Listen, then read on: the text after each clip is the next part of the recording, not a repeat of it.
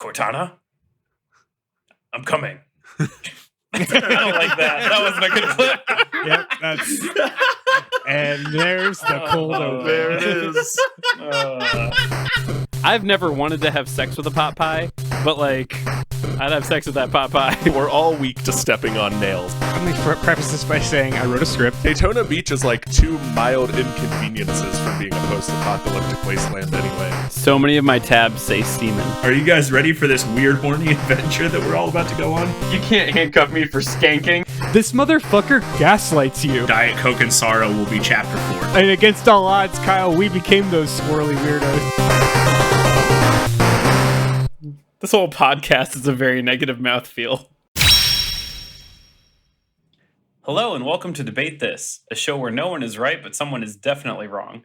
In this show, we take time out of our busy adult lives to talk about comic books, video games, and how in the year 2021 we are playing Pokemon, Grand Theft Auto, and Halo again, all in the endless pursuit for small glimpses of joy we once held onto firmly as innocent children. Wow, that's amazing. Is anyone playing Grand Theft Auto? I mean, I thought 2 those- out of 3 is not. I thought those not were bad. universally panned re-releases. Matt, you had your hand up. Yeah, I have my hand up because I'd like to make a statement. That statement is you put Grand Theft Auto and innocent children in the same Yeah. sentence. And that, Okay. A, Okay, says a lot how about old- our generation, but B, says a lot about you. How old were you when you first got into a 3D car and committed car crimes? Oh boy. What year did Vice City come out? Innocent child age? Yeah. It I was- played then. I played 3 on a family friend's PS2 at a New Year's Eve party. And that was the first time I committed car crimes digitally. Yeah, I mean, we're not here to talk about Grand Theft Auto today, but I think I was like 10. I'm pretty Yeah, sure I was 10 or 11. GTA 3 came out in 2001 Okay, because so I it was- came out 1 month after 9/11. Oh, God. Well, Yeah. that's... Hey, speaking of Halo, by my records here on this podcast, our first mention of the Halo seasons was our Halo series was in season 2, episode 29, titled "Between Pennywise Thighs," where we, as a group, we discussed what we would call S-tier battle vehicles from video games. And we never to say- played Halo before that episode. We were all woefully unfamiliar with the series. Well, we just really haven't talked about. I mean, we've talked a little bit about Halo. We've not done a lot of Halo in this, and now that we are in the year of our Lord 2021, we are back to talk about Halo. Fortunately, thanks to a commission by Butt Thwomp Nation member mgrum54, today I am so lucky to bring you a flavor text for the cosmic space drama known as Halo. Now, mounting up on my Spectre to ride into their most certain demise at the business end of a heat-seeking spanker rocket today Wow. are Andrew, UNSC Tokyo Rules Henderson, Matt, UNSC 2 for Flinching Cole, and Kyle, ONI Longtime Coming Harper. Are those all Halo words? I bet they're all Halo words. They sound like, are they rules sets? Are they maps? What? They sound like They- esports teams. They do They sound like esports things that teams. Marines shout at each other. That too. They are all famous Earth-based or Terran-based ships from the Halo lore. A lot of them are not from the games; they're from the books. But those are the most fun. 2 for There Flinching are is a books? fun one. What? Oh, What? my God. Oh, Matt, All right, there are time books. out. We are not talking about the books today. We are not talking about the books today. Polygon does a great video about all the books, and I cannot. I had no idea there were If you- books. I read 2 of them. Listeners, if you want Todd to talk about the Halo books, just visit my God. patreon.com/debatethiscast. Join us at our Master Debater tier. For only bucks a month, you can hear Todd talk about the Halo books. I Back to you, Todd. did read one of the. Okay, I will say I read one of the early on books, and they do it. It plays the role that Animatrix does. It tells stories in between the main stories. At least the one that I read, and it was really good. Like it told a story about the ship that first crashes in Halo 1. That there was a Covenant elite hiding on it, acting invisible, and you hear like Sergeant Johnson ask a private for his sidearm, and like the the quote in the book is like, Sergeant Johnson didn't know who was on his ship, but that son of a bitch was about to get shot, or something like that. Like, They're like, you're like, all right, they're like Tom Clancy novels, but like set in Halo. I read like the origin of Master Chief, like Master Chief through boot camp, and like one other one. The Flood was what it was called. I don't remember any of it, but I'm sure it was about the Flood, which is, as I understand it, an enemy in Halo, right? Well, lucky for you, Kyle, we will talk about Flood today, since we're kind of doing this right now, as we do with all of these flavor texts. Just real quick, would love to go around and just kind of hear what your knowledge is, your experience is with Halo. Yeah, I'll start since my name is here first. So that works like that. I didn't have an Xbox, but I had a 360 in college. And funny enough, Halo 3 is the reason why Todd and I are friends. I was telling the other few guys on the recording before you got on, this is a cornerstone of our friendship. Yeah. Halo 3 hit two of the four of us at a very particular time of our college career, when there was always Halo 3 going on in our dorm, and when there wasn't Halo 3 going on, there was Guitar Hero, and sometimes both. And this was an entire year and a half of my life. I played a lot of Halo 3. Never really played. I played the original Halo a little bit at friends' houses.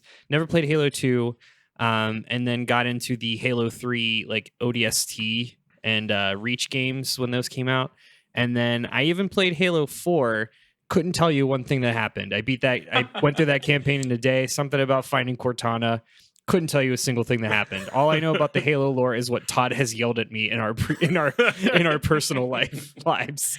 So, also I have a Halo book, but it is a book about how old philosophy ideas and theories map onto Halo. Like instead of Theseus' ship, it's Master Chief's ship. Oh, great.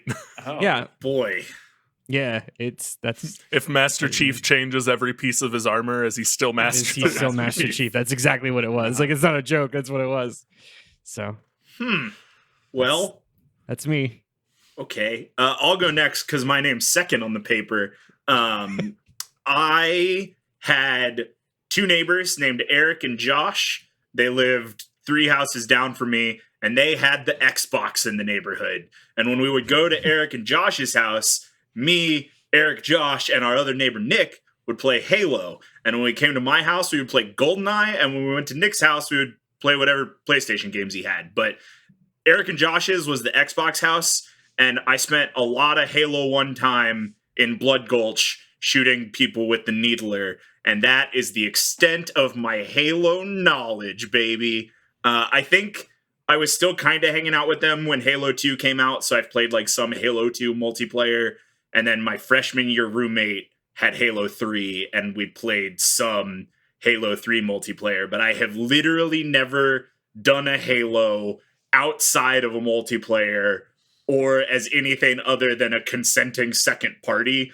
Like, I've never been the one who's been like, let's Halo to everybody. It's somebody else being like, you want to Halo with us? And I'm like, yeah, I'll take a bump of Halo. And that's about it. He only Halos in social situations. I'm a social Haloer, yeah. So in 2007, Mountain Dew released a special flavor of Mountain Dew to coincide with the release of Halo 3. I drank a lot of that flavor of Mountain Dew. I have played the first 3 Halos on the technicality, but as I said before, I think I can count all of the hours of Halo I've played on both hands. I was loaned some of the books that we mentioned, and I read 2 of those, and they were books. I know words from Halo, like I know what a sticky grenade is, and a needler, and a warthog, and teabagging, but I have not Haloed much. Well, we will not be talking a lot about multiplayer. As we go through the games, we can talk about some of the improvements or steps back that they took. out of all the games that you all referenced today, the only one that I really won't be talking about much is Halo 3 ODST, which was kind of like Halo's spy thriller that came after like Halo 3. Halo Splinter Cell. Yeah, like the whole Yeah. thing was that you were an ODST orbital drop shock trooper in like kind of the fallout from Halo 3, but it was really tough because you weren't Master Chief. I remember everyone was couldn't- real mad when that came out because Yep, it was you- like, you I want to be couldn't jump- Master Chief. You couldn't Yeah, jump you real high. You weren't invincible. It was fun. I remember. I think It was a cool game. We had Yeah. one of us had it. We I played had it when we it. lived together. Yeah. yeah. So In your dark you know, year. in the dark year. Hey, that was a great year. There's just a lot of that's a good games and not much else getting done. To answer this question for myself, I have been a longtime fan of the series. I've owned probably every game up through 4 until I didn't have Guardians. I played Halo Wars. I played Halo Wars 2. We won't talk a lot about Halo Wars 2, but we'll talk a little bit about Halo Wars because it was the precursor to a lot of the story. Always loved this game. My high school years can kind of be defined by cramming 16 sweaty dudes into my basement with 4 Xboxes all daisy chained together to do an actual LAN party. Oh, wow. Wow. Yeah, so you could get 4 Xboxes on 4 tube TVs. How many cases of Game Fuel did you go through? Game Fuel didn't come out in 2005. Oh, okay. How many so- cases of Volt did you go through? We certainly did have a lot of Mountain Dew, a lot of oven pizzas, but this was just like a core memory of mine. Like I remember we bought an actual LAN, like a router to network all the Xboxes together. So anyway, without further ado, Todd, wait, again- hold on. With further oh. ado, With a quick further- thing for you. I have a feeling, and this feels dirty to say, but I have a feeling there are people who listen to this podcast too young to know what a LAN party is. Oh, Can yeah, I'll- Give I us like gotcha. an ELI 5 on LAN parties, please. So LAN is an acronym, local area network. And so a LAN party was where you would take a router or modem, basically whatever kind of networking device you could plug actual I think it was Cat 5 cable at that point. The phone cords. This is just the Ethernet phone cords. Yeah, the Ethernet Yeah, cord. Ethernet cables. Yeah. Whatever you would plug Might have from only the been back of Cat your 4. Xbox. The thing you now use to wired connect your device of choice to the internet.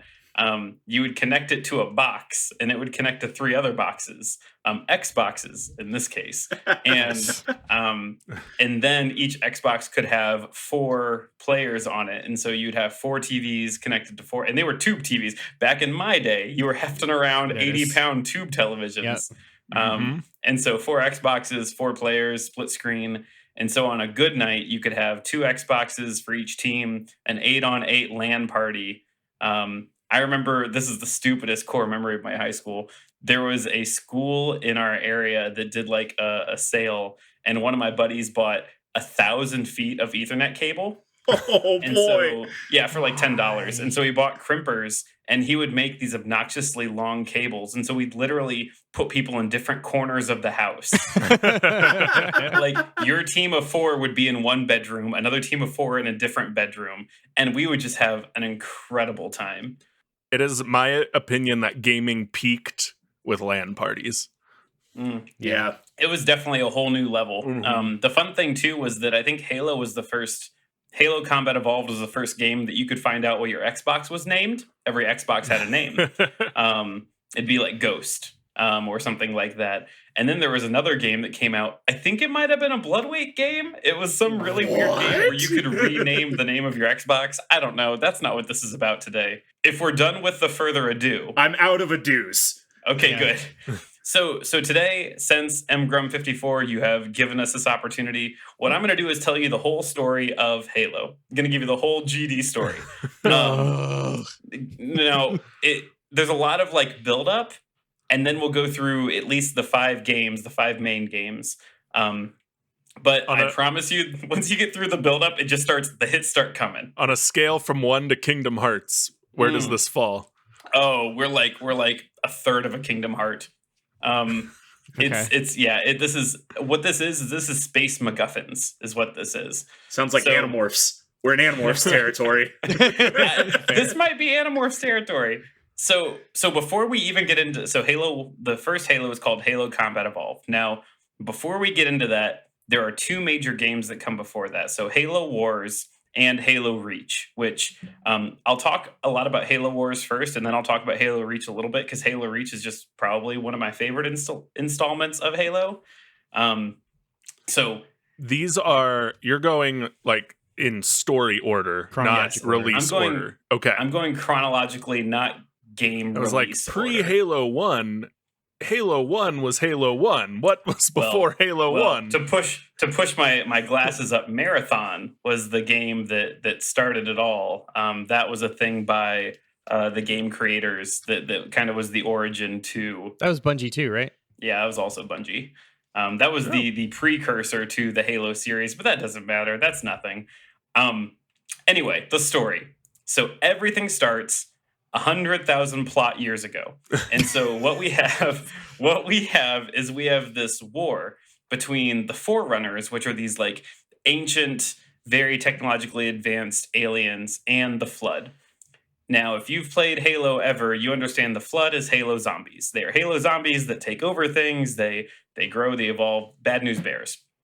So the Forerunners at this point had built this like galaxy-wide empire, and they were doing great. Things were great all across the galaxy. They were in like control. all ancient civilizations, they prospered. Things were going fine. However, this whole like Flood zombie situation, they were doing classic zombie things that you can't leave them alone because they're going to get stronger and there's more of them and they grow and they evolve. A side note that's going to matter just for a hot second later, the Forerunners weren't the original, quote, guardians of the universe. When you are the society or the group or the species that take care of the universe, you have what is called the mantle of responsibility in the Halo War. Don't laugh at that, because it gets way, way, way wilder. When it's your turn, you have the talking stick. So the mantle of responsibility, which I'm going to say at least 3 more times today. That is some white man-ass imperialistic bullshit. Yes. Well, so the original group that held that was a group of species called the Precursors. The Forerunners took that from the Precursors. They usurped them. They kicked them out. And so that is a thing that is important later. So a lot of the things that the Forerunners have, they took from the Precursors. So anyway, we have the Forerunners, and they start to go to war with humans, because humans are the only other group that is starting to rival them in like technological advancement and power and growth. Anyway, Forerunners beat us. They beat our asses. And then as punishment, they de-evolve us. What? And they stuff us to Earth. Like in the Mario movie? They do. Yes. Yeah, that is exactly what happens. So they block our layup, they stuff us, and then they bench us. Wait. And that is just what happens here. Todd, is this Eternals or is this Halo?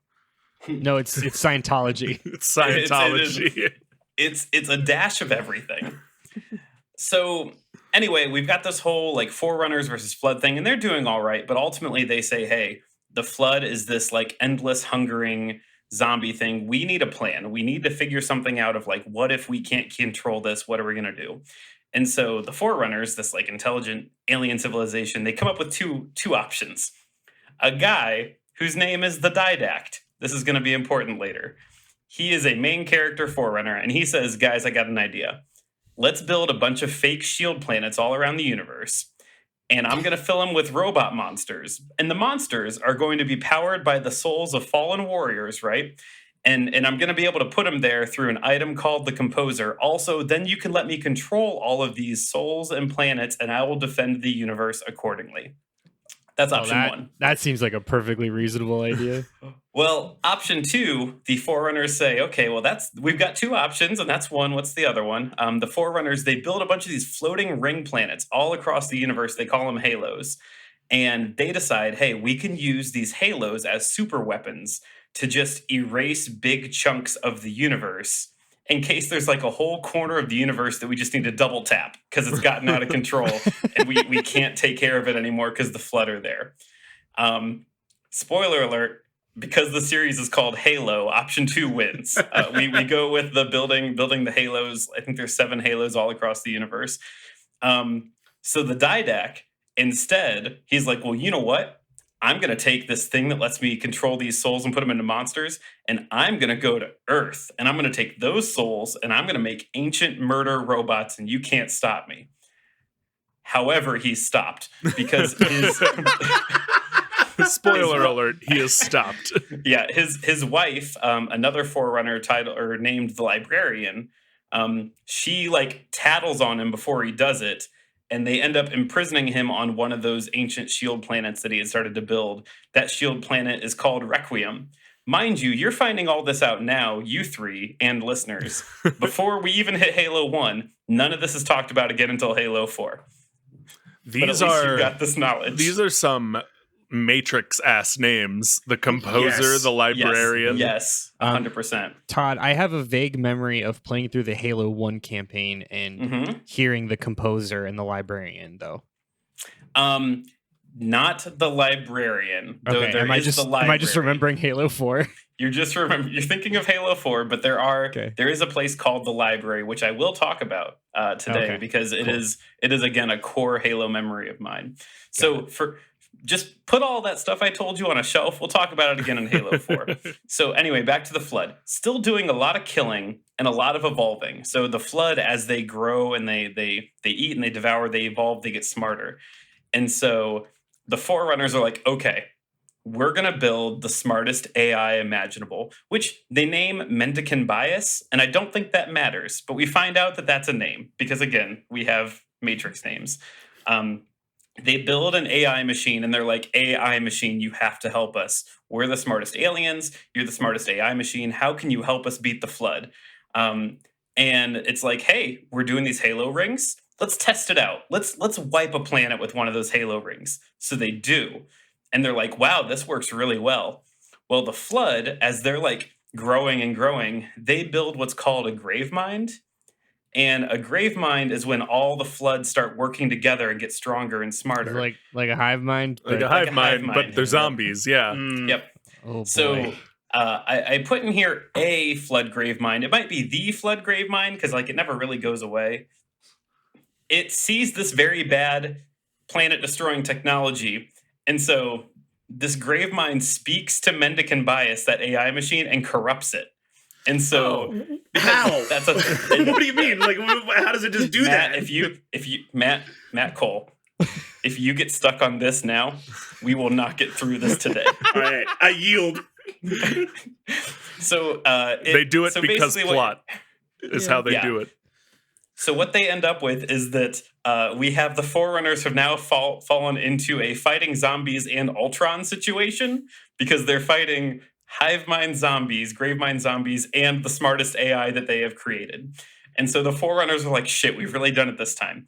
So they build a thing called the Lesser Ark. This is what is titled Installation 00. But I thought it was titled the Lesser Ark. Yeah, Why it does has have a couple two names. Matt, I need you to write all your questions down on a piece of paper and then just throw them away. So they build this thing, Installation 00, the Lesser Ark, and it sits outside of the galaxy. I don't know what that means. That means far enough away that it can't hurt anyone, I guess. And on this Lesser Ark, they have a copy of every species, like DNA samples from every species. Oh, like Noah's Ark, but yeah, in but space.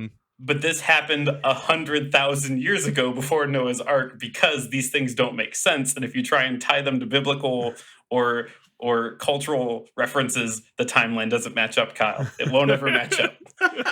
So they use the Lesser Ark and they build 7 halos. And the Forerunners spread them across the galaxy. And they press the button. They press the button and it wipes all life throughout the entire galaxy. And then they triggered it so the data reserves from that Lesser Ark repopulate the planets. And they basically did a clean wipe. And they're like, everyone starts over. Everyone starts over. The Flood's dead. Everyone starts over. Except the Flood wasn't dead. And so, Hold on. I'm setting my timer until we get our Jesus allegory. Just continue. Well, Kyle, you can just stop the timer because this is the creation story, but with halos and aliens. And Right, we have right. it I now. get that. Now we got to go through the Old Testament and get to Jesus. What is this game? Yeah. Well, wait. The game hasn't even started yet. So anyway, a plot's amount of time passes, and now we have planets that are doing alien shit and Earth. And then we have now expanded past Earth, and we have colonies all over because we are a spacefaring species. And so, as with all species, as they grow and develop, we face a civil war. Beans. And so, yeah. So anyway, one of the things that we know from history is that war always breeds technological advances. And so, what is it? The blood alone spins the wheel of history. And so, only in this case, instead of developing like black powder technology, a woman named Catherine Halsey creates what is known as the Spartan II project. So, this is your Halo Master Chief that we'll talk about shortly. The story behind the Spartan II program is that what Dr. Halsey was doing is her and her team were kidnapping kids. They would then replace the kids with terminally ill clones that would certainly die some amount of time later. Yeah. Whoa. And then they would experiment because they could, like, the clones had to die so people wouldn't ask where their kids went. And then they would experiment on these kids to make big old super soldiers that would squash the rebellion, is what their plan was. So she was making soldiers to stop the rebellion in this civil war. This was in the first book that I read. This was the plot of the first book. Huge This bummer. is definitely, Yeah, it sure was. my And next these are bullet- the heroes. Yeah, my next bullet point here, surprise, lots of kids died in the space version of the Winter Soldier program. And so what happened, though, is they were doing the Spartan II program, but before they could use the Spartan IIs to actually fight other humans, humanity made their first contact against some alien races in a group that is known as the Covenant. So, like, if you've played any Halo game, you know the Covenant, typically the bad guys. Whereas They have little humans, pyramid heads and they run around. They're like gremlins. yeah, well, so where humans are humans, the Covenant is made up of a series of species, just various species that that is your elites, your grunts, your hunters, your bugs that fly in Halo 2. So the drones the are what they Covenant, They're like the Federation. Yeah. Okay. Thank you. Yeah. That was exactly. Yep. Got But it. they're like religious zealots, right? Yeah. They're you like don't the Federation. know they're religious But zealots yet, but Oh, yes. Sorry. No, it's okay. I actually point that out at one point. I think my ears are bleeding. I'm losing my mind. I can't pay attention because I'm looking at the glazed expression in Matt's face. Well, so the Covenant show up, and the first encounter is on a human planet named Harvest. And so the Covenant show up with their like vast, It's a terrible incredible name for a planet. Well, it gets worse because the Covenant show up with their incredible space technology, and they quote glass the planet. So that is where they blast it with heat so strong that it turns the entire planet into glass. It's a whole thing. That's bad. Yeah. Yeah, so this is referenced in Halo Wars, and it's also just referenced a lot in the Halo lore in general, like the Battle of Harvest, which was just kind of a one-sided circle kicking on a human planet. Genocide is what a lot of people would call that. Yeah. Yeah. So we find out, though, that the Covenant, aside from just being like huge space assholes at this point, they are looking for Forerunner technology. And the reason why they went to Harvest is because somewhere hidden on Harvest, because of plot, Was a Toyota dealership. a Toyota dealership was a map to a bunch of Forerunner tech. I don't know why they had it there. For plot's reason, it was there. And so what we find is that the Covenant, they take this map and they're like, we're going to find all of this Forerunner technology. And so a good side note right here, because it happens a lot, is that while the Covenant are hunting for all these relics, we come to find out that the Forerunners, all this tech that they had these like fail safes where only humans could activate this tech. And like, this is really dumb, but like, it's a thing. And there are many times in the Halo games where a bad guy has to physically drag a human over to like a terminal or something and put their hand on it to weird. activate it. Much like a guard, an unconscious guard, use their hand on a door in you know, Shang-Chi or like Fast and Furious movies or whatever. I have a question for clarity's sake. Yes. Okay, so when the Arkham Nepistrum blew everything to hell, Yeah. did it destroy all the Forerunners, or we think? Yes. Okay, but it Yes, didn't destroy the humans?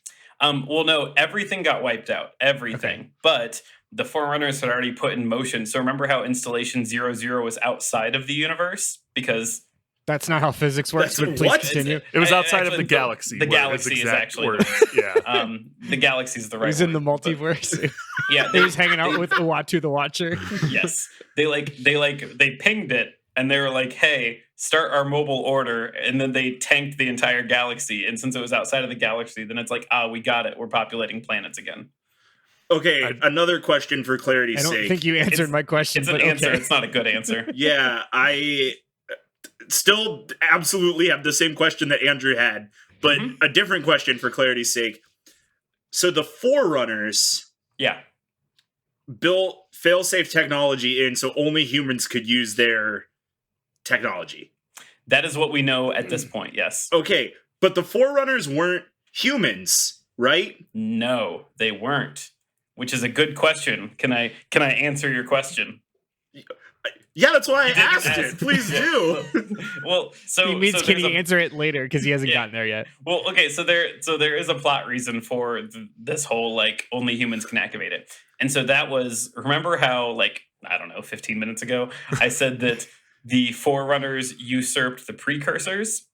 The precursors that initially had all these plans and everything, they identified humanity as the group that should actually protect the universe. Oh, they of were course they did. Yeah, yeah. Okay. Yeah, Todd, so- is there an annex at the end of this that has all the The all citations? the terms and like who they are? It was a series of golden tablets. Yeah. And only I can see them. You guys can't see them. I need a flow chart. This Yeah. is So this is way better, by the way. If every time you hear Todd say they're searching for Forerunner technology, you imagine just an SUV and not some like weird alien weapon. It's way better if you do that. I'm gonna say that a lot. But Matt, the point that you brought up, so the precursors built the technology that the Forerunners then took, and the precursors had put failsafes in there because they thought that humanity should be the next ones to take up the mantle of responsibility, which is the honor / burden of safeguarding all life in the universe. Which the only reason why I brought up any of it whatsoever, is one, it's going to come up again later, just the mantle of responsibility. But two, in Halo, the game, sometimes you'll hear elites refer to humans as reclaimers. And you never really get that explained. Well, you come to find out that it becomes known that humanity were supposed to be the ones to take up like the mantle of responsibility. So they were they're supposed to reclaim their title. I see. Yeah, I which see. feels pretty like revisionist white people history, and I don't like it. So It's a game yeah. about Marines, so it's not Yeah. too far off. Anyway, so after this like whole glassing of harvest situation, the Floods show up. Flood's not gone. Flood never went away. Do we know why or how, or is it just No, because they just- plot? They just never go away. Got it. Okay. And so I think they were actually on a different planet at this point. It's not important. Anyway, they blow that planet up. Everyone's out. So that is Halo Wars. What? Yeah. Halo Wars and basic plot. So just real quickly, my favorite Halo game, Halo Reach. Halo Reach is also, it comes before Halo Combat Evolved. And so when we get to Halo Reach, we find out there's a Spartan 3 program. You know what's cool about the Spartan 3 program? Significantly less stolen children involved in the Spartan 3 program. But not a zero amount of stolen children. It's hard to say if it's zero or not, because you end up, you are playing the title. I think your Noble 6 is your name. You join what's called Noble Team, and there is one Spartan 2 on the Noble Team. Oh, okay. Yeah. His name is Jorge, or George. I can't remember what they actually end up calling it in the game. It's certainly typed out as Jorge, but it could certainly be George. Who's to say? For clarification, Master Chief is a Spartan 2. Like he is, and then this can tell, is 3s. Okay.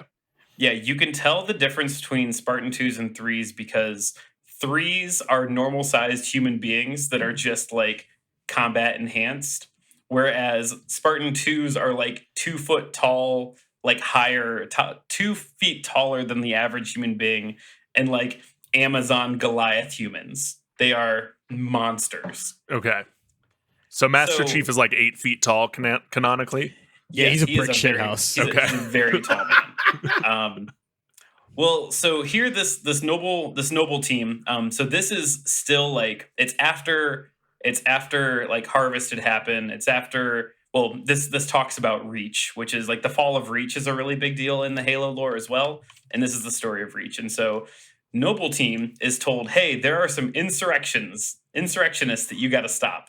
There's a ding dang insurrection, and you got to go knock it out. And you're like, yes, we are good soldiers. We will do that. Well, we come to find out it's actually Covenant. Wouldn't you know? It's Covenant.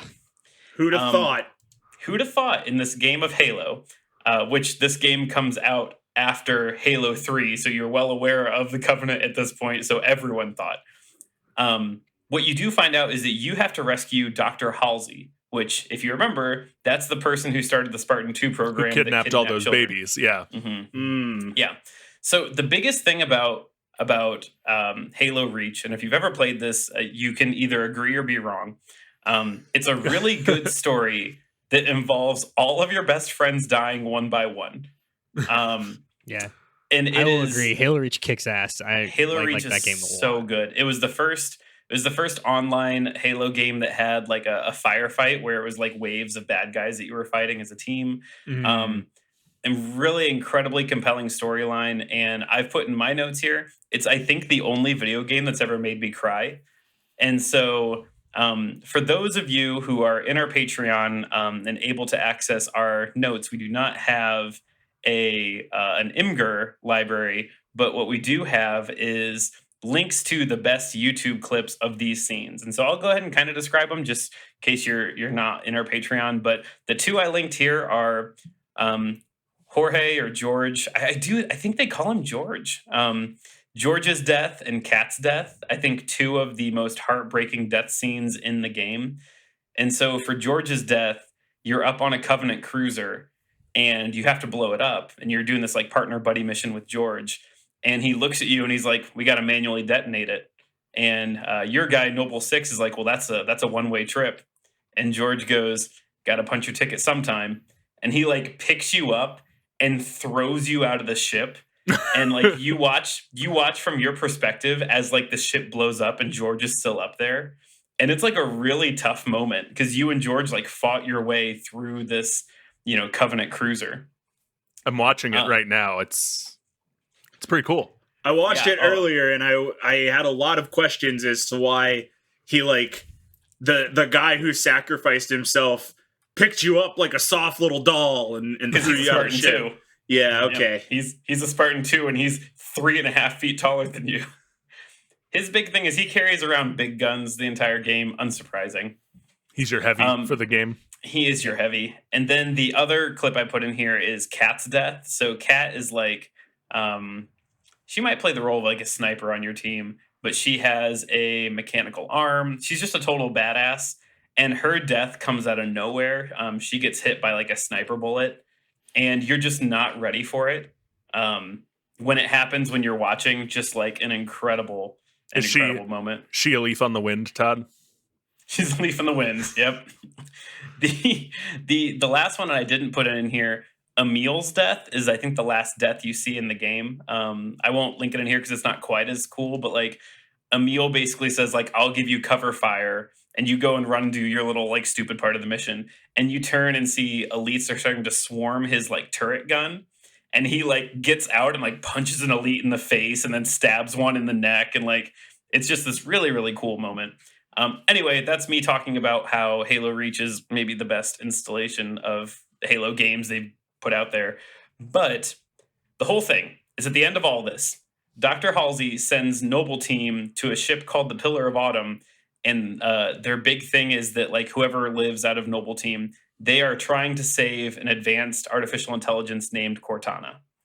And so if you've They're played trying Halo, they're trying to save Windows 10. you're trying to save Windows 10. Cortana, like hot space mommy. Yeah. It is hot space Mystique, and you are saving her because she is your AI.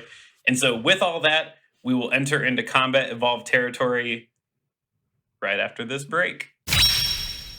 Hey, are you ready for Mephisto to be in this show? Because he's gonna be in this show. From the nerds that debate this comes The Plus is Loose, a podcast where we break down every episode of the latest MCU shows being aired on Disney+. Dottie was going to be the embodiment of Mephisto. I feel very strongly that whether it was Mephisto, I do not think this is Mephisto. I Mephisto, you Mephisto. I'm going to keep saying Mephisto. Mephisto, shards of Mephisto. Mephisto. It's Mephisto. How many times can we say Mephisto in this podcast? Each week, we talk through plot details, Easter eggs, and our own predictions for how the shows will end. Her husband, who she talks about but we've yet to see, is Ooh, yeah. likely going to be Mephisto. He, she, me, Mephisto. The mailman is Mephisto. Everyone is Mephisto. Mephistology, the study of Mephisto. Okay, so let's talk about this Mephisto bit. Schindler's Mephisto. Find us on Spotify, Apple Podcasts, or wherever you download podcasts. What we didn't get were any Mephisto sightings. I'll be at the bar drinking a beer and waiting for Mephisto to show up. All right, so we're back.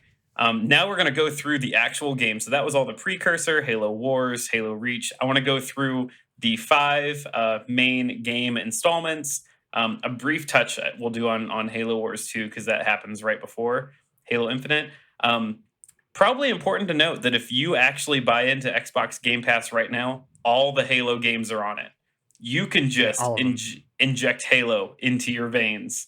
Mainline Halo, yeah. Halo in one arm, Mountain Dew in the other arm, and just live your best life again. Pretend it's 2007 again and forget all cares in the world. You're invincible. Nothing can hurt you. We are not sponsored by Halo or Xbox Game Pass. Thank you. Or Mountain Dew. Or PepsiCo. Or anybody. Really. So Halo Combat Evolved. If you played Halo, like, you're going to be very familiar with the story. It does a good bit of world building, but not a ton. We actually don't get a lot of world building for a little bit, which is wild. But you start on the Pillar of Autumn is the ship that you are on, and you are fleeing the Covenant. You're fleeing from Reach, which was where Halo Reach took place, wouldn't you know? The Pillar of Autumn ends up jumping through like slip space, which is you're going to see as another theme here. Human ships going into hyperspace portals that when they don't know where they're going to lead them to, and that's what makes that game happen. Pillar of Autumn's like we're kind of like a sci-fi trope. Yeah, and it happens in a lot of these games, maybe every game. Now that I'm thinking about it, but the Pillar of Autumn goes through slip space and it appears out by a Halo ring, a giant Halo planet. This is Installation 04, so the 4th Halo ring. The ring is Installation 04? Yes, that is the name of this. We don't know that when we see it. We're like, hey, ring planet, cool. We come to find out it is called Installation 04. And so the captain of the ship, his name is Captain Keyes. We meet his daughter later. I don't know if I referenced that. She becomes a captain because Captain Keyes dies. Captain Keyes. Spoilers. Spoiler alert. Man, if you think that's spoilers, all the plot I gave you is a huge spoiler. Oh, I know. Because you actually don't know any of that lore yet. So Captain Keyes, seeing this planet, seeing all the Covenant that are around it, says it is time to wake up our secret weapon, the Spartan II of legend, John 117, better known as our protagonist. John Halo. Yeah, John Halo Chief. Master Chief John 117. And so this is you. You're the Halo man. And Captain Keyes says, we're going to that planet. We're crash landing, I think, is what happens. And he says, you need to protect Cortana. She is the most important thing that this game is going to talk about for the next 20 years. She is the most important MacGuffin who is going to unlock doors for you and give you commentary. Take this blue bodysuited hologram. She is yours now. And so thus we begin the story of John 117 and Cortana, aka Space Peter Pan and Tinkerbell, as we go through this all together. Space Link and Navi. Yes, Space Link and Navi. That's a very good comparison. So you crash land on this Halo, and you're trying to find Captain Keyes because he rode the Pillar of Autumn down, I think, or was captured or something. But instead, you end up in your search for Captain Keyes. You find a place called the library. So that's why you had said the librarian earlier. Librarian, library, not the same thing. Cool. Not at all related, really. Not at all related. No. No. The library, though, is where you have your first encounter with the Flood. And so, for those of you in our notes, I have the link to the Flood theme. With the first time you meet the Flood, you get this song.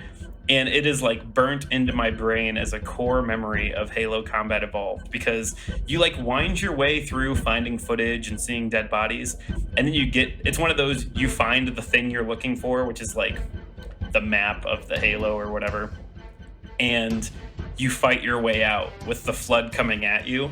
And it's pretty rad. It's one of my favorite played out action game tropes 100%. where like you find yourself in an abandoned laboratory and you have to go all the way down into the basement of the laboratory and see all of the tanks and the stuff, and you're like, interesting that all of these paths are carved out in this very intricate maze and all of these things are here, but nothing's attacking me.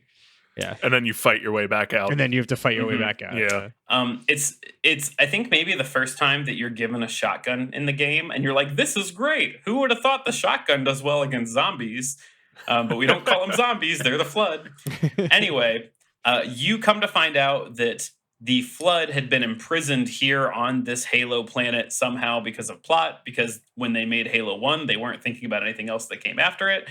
And somehow, because the Covenant found this Halo with you, they've been poking around on this planet, and now they have released the Flood upon this planet, which means Flood has access to new hosts, which means Flood has access to new hosts and their technology. So it's super, super important this far into the game. And from everything I've told you, we just start to find out that the Covenant are a bunch of religious zealots. We just start to get the whole Covenant's bit that like they're not just aliens that are being mean, that the Covenant think that the Halos are tools that will help them get to the great journey. I'm putting that in quotations. The great journey is their like spiritual enlightenment. Space rapture. Yeah. Their space rapture, 100%. Like that's what this is to them. And that they think that that activating a Halo will start the great journey. A special note, we, the player, do not know that Halos are universe-wiping weapons yet. We do not know that. That is important. They're just big ring planets so far, Just right? big ring planets. We found one. It's a big ring planet. The Covenant want to activate it for their great journey. We don't want really anything to do with it. So we meet 343 Guilty Spark. If you have played some of the Fallout games, 343 Guilty Spark is like a kind of a British voiced iBot. Yeah, that's exactly what it looks like. Well, I mean, I don't know. I can't see the British voice in this Google image search, but he does look like an iBot. He does look like an iBot. He's a little happy little like he's your new Navi. So before he's go, Stephen Merchant in Portal 2. Yes. Destiny is also a Bungie property. Yeah, you wouldn't know that, would you? No further questions. Destiny is just different Halo. Got it. Yeah. Instead of space rapture, it's space sphere in the sky, space moon wizard that grants wizard powers. We'll do Destiny another time. So while we're doing this exploring, we find 343 Guilty Spark, who's this fun guy, and he's like, "Oh, well, if we activate the Halo, we'll destroy the Flood." And everyone collectively is like, well, that sounds great because the Flood's pretty bad, right? So let's activate this planet, this Halo ring. Again, special note, at this point, when he tells us that and we say, yes, this is a great idea, we still do not know this is a universe-wiping weapon. We have no knowledge of this. Got it. However, shortly thereafter, we do find out that this is a universe-wiping weapon that will, quote, destroy all life in a 25,000 light-year radius. Seems like a lot. Does. And seems like an awful lot. Yeah. Yeah, and I'm pretty sure 343 Guilty Spark just like offers up that knowledge to us. And we're like, wait, it'll do what? He's like, oh yeah, it'll destroy the flood and everything else. So do they ever say like what it does? Like just like a big control or big explosion? just a big explosion. Yeah. Yeah, I don't know. Well, instead of doing any of that, Cortana and Master Chief decide that they are going to blow up the core, like the hyperdrive core of the Pillar of Autumn, which crash landed, the big ship that crash landed here. And that will then blow up the ring, which is not the same thing as the ring blowing Detonating. itself up. Okay. Yes.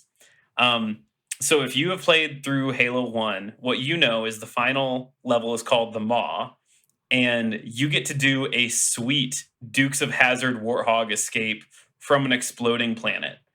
That does sound pretty cool. Yeah, that sounds rad. I went back and watched it, like the graphics. So rad, from the first, they did it for all 3 games. Yes. Well, of course. I don't think you don't get that. You don't get it in You Halo don't 2, get but it in in Halo 3 they do it again.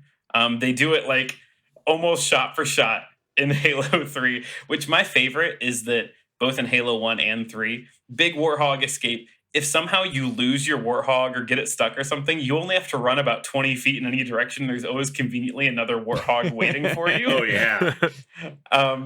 But yeah, if you played Halo 1, like you love this. And so you trigger the Pillar of Autumn to escape. You actually have to steal the key to activate the Pillar of Autumn from a dead Captain Keyes who's being turned into a flood. Like you punch into his face and like take the key out of his dead body and then activate the Pillar of Autumn. The whole thing. Wait, what? Yeah, he was captured and like eaten by the flood, so he's turning into flood, and so you have to murder him. And But take like, is the from key him. the key is inside of his body? He's like encased in a cocoon, and you punch through his like The key chest was in him. cavity. The key was inside of him the whole time. Yeah. There is an irony Get that it? Captain Keyes Because he's Captain Has a key. Keys. Yeah. And you have to kill him to get the key. So you do this sweet escape. You leave. You fly away on just a randomly placed escape ship called the Longsword. You fly away. It's fine. Okay, that's Halo 1. Halo 2. You are Master Chief, and you're getting space medals for your space combat that you've done because you did good combat in space from the Space Wars. It was evolved. It's the end of A New Hope, and you destroyed the Death Star. Yeah. Well, and again, like we did Combat Evolved. There's no like subtext or subtitle for Halo 2 or 3, but then we don't get it for 4, then we get another one in 5. It's so dumb. It's like Marvel movie naming conventions. For a while they stuck with something and then they changed it and now they're back. So you are on a ship getting space medals, and then wouldn't you know it, some Covenants show up because that's how this stuff goes. And so if you've played Halo 2, this like first scene is huge because at one point you end up on another Covenant, or the Covenant plant a bomb on your ship and you disarm it, and Cortana, or you go, how much time was there, Cortana? And she goes, don't ask. Impeccable Master Chief impression, Todd. It's real good. Very good. But the captain of the ship that you're on says like, all right, we're gonna go do space stuff.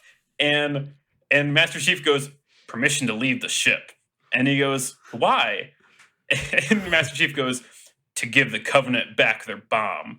And there's this really stupid moment where he like drags the bomb across the bay really slowly and then like pushes it out and rides the bomb as it flies towards a Covenant cruiser. And it's actually very cool how that happens. I am watching this moment as we speak. It's like the Stanley Kubrick movie. Yes. How I Learned to Stop Worrying and Love the Bomb, or whatever that's called.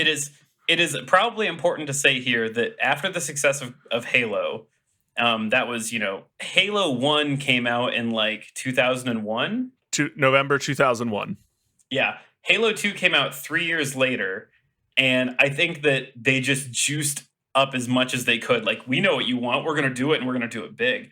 Because this was huge. This is my first midnight video game release that I went to, was Halo 2. This was like the first midnight video game release the world went to. Like, this was like like a huge release. There you'll find pictures of celebrities at various locations for this release. Like, it was a big deal. Well, like I mentioned in the first game, Halo Combat Evolved, there's this whole like space fight, and wouldn't you know it, they're now chasing the Covenant ship, and they are on a ship called In Amber Clad, and they end up in slip space, chasing the ship. And wouldn't you know it, they pop out next to another Halo. Oh There boy. is another Halo, and this is like a big deal because you're like, oh shit, like here's another Halo, like what's going on here? It is at this point that we start to find out who is leading the Covenant, and it is these three prophets named Mercy, Regret, and Truth, which is actually kind of cool. Just like those naming conventions for these three like religious fronts to this fake religion in space. Their goal is that they want to activate this Halo that they found to destroy humans, I guess. Have you met any humans? It makes sense.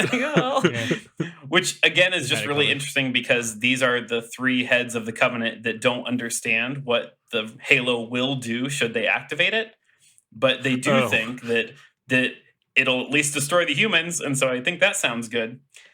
It is not many missions in, but you end up. Oh, important note: Halo 2 is where we introduced boarding vehicles and hijacking vehicles. That mechanic was introduced in Halo 2, and that's important to tell you because you fight the Prophet of Regret by like shooting his flying, floating chair with rockets, and then you jump up. Yeah, no wait. Then you jump up and you hijack his chair, and the game gives you a prompt that like says press X to punch. And you punch this alien to death while you're flying on his chair with him.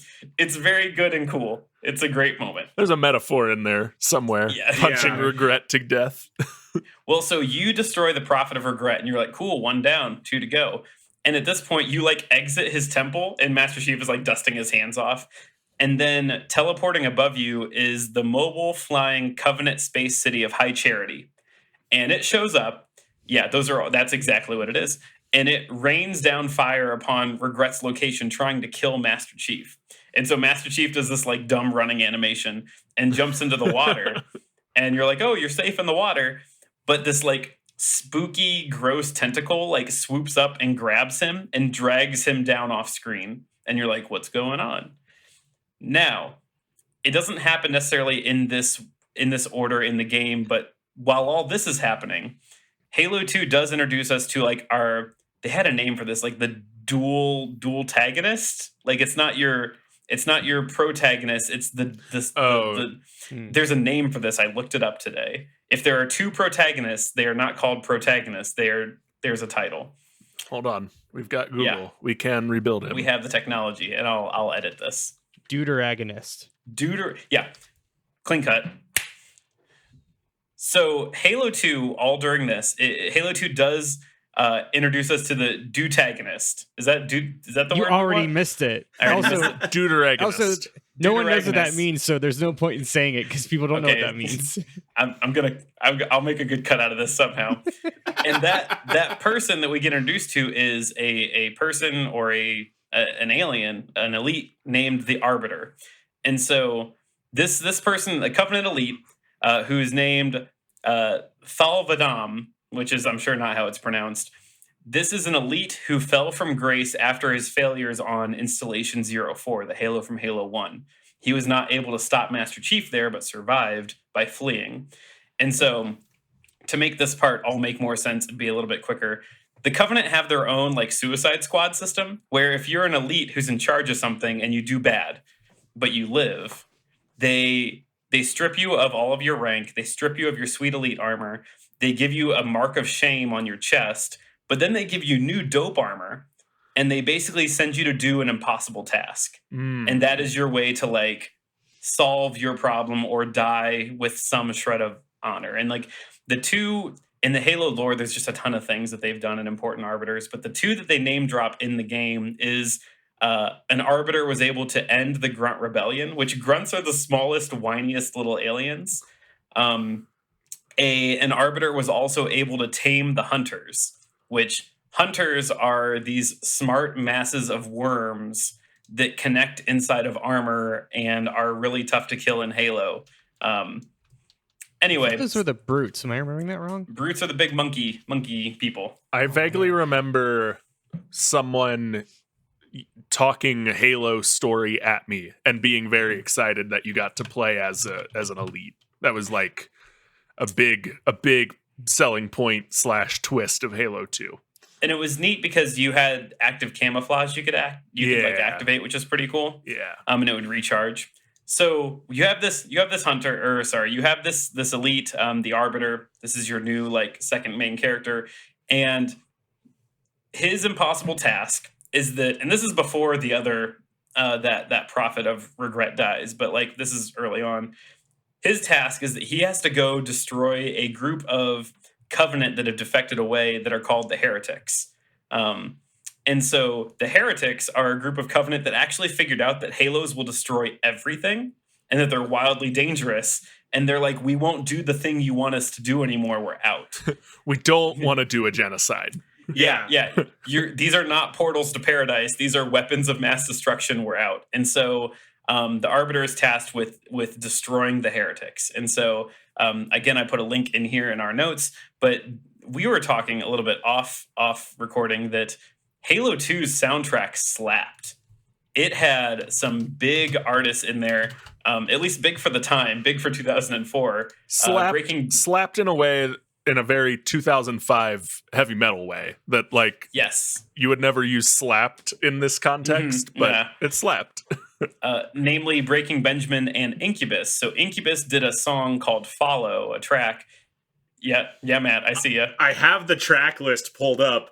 There is a third very important guest band to complete the 2004 trifecta of Breaking Benjamin and Incubus. And I'm curious if anybody knows who it is. They have the last song on the album. I'm gonna go for Hoobastank. Avenged Sevenfold. No, I was gonna Five Finger Death Punch. No. Andrew, my dude, with no hesitation, nailed Hoobastank. That's their song Connected closes the Halo 2 original soundtrack. So this track by Incubus called Follow is the music that like the hard like snare drum like entrance in is when you board a banshee to chase the heretic, and it's like a really really dope. Oh, it's rad. Like yeah, it's so good. Because he like triggers his whole like station to fall apart and like everything's crumbling. So anyway, you Arbiter, one of the heroes of the story, you do stop him. Hey, you ran into your friend Ibot 343 Guilty Spark, who's there for plot reasons, and 343 Guilty Spark, who is probably the one that told the heretic about the rings, he's about to ruin the entire plot of the game for you, the Arbiter, and tell you what the Halos do. But then the new hired muscle, which is a brute, which is a big monkey monster man, named Tartarus, kidnaps, or Ibot naps, 343 Guilty Spark, and stops him from ruining the entire plot of the game. So the reason why I tell you this after we find out that Regret dies is that the Arbiter returns back to the Prophets and finds out that the elites have actually been demoted as guards because that Prophet was killed by Master Chief. And so now the brutes, these big monkey people, are the ones in control and the elites are all shamed. And so anyway, at this point, the Arbiter is sent off to find the new MacGuffin item that will set off another Halo and search for the Great Journey. That's his new impossible task. We go through some plot after a while, and the Arbiter ends up falling into a trap where that same brute that like snuck up on him earlier does the Spartan kick and kicks him into a hole. That's the plot. He kicks the Arbiter into a hole. And suddenly another one of those tentacle things that is attached to a monster that looks like a giant Audrey 2 from Little Shop of Horrors. This is a monster called the Gravemind. And so if you were to just look it's up... it's like the thing from the beginning. Yeah. So I don't, again, a Gravemind, the Gravemind, I don't know if it's a whole thing.